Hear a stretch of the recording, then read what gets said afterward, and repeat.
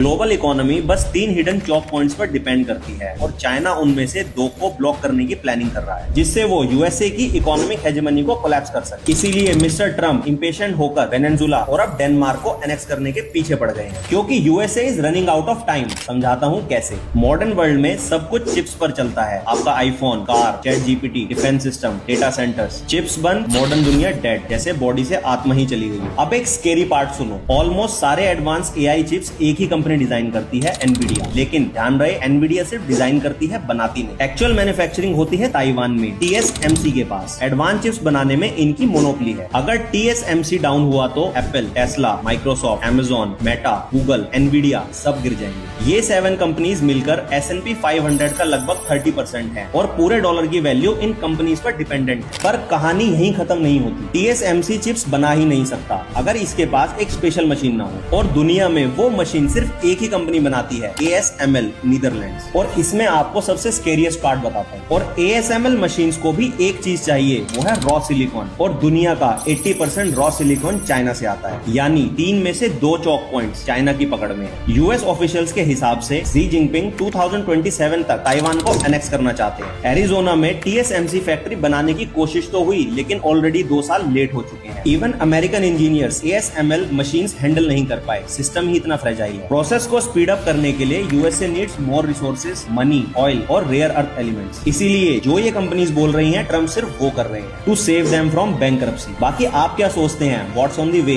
World war 3 और global crash और new tech era? Comment करके मुझे जरूर बताओ। बाकी तब तक के लिए जय श्री राम।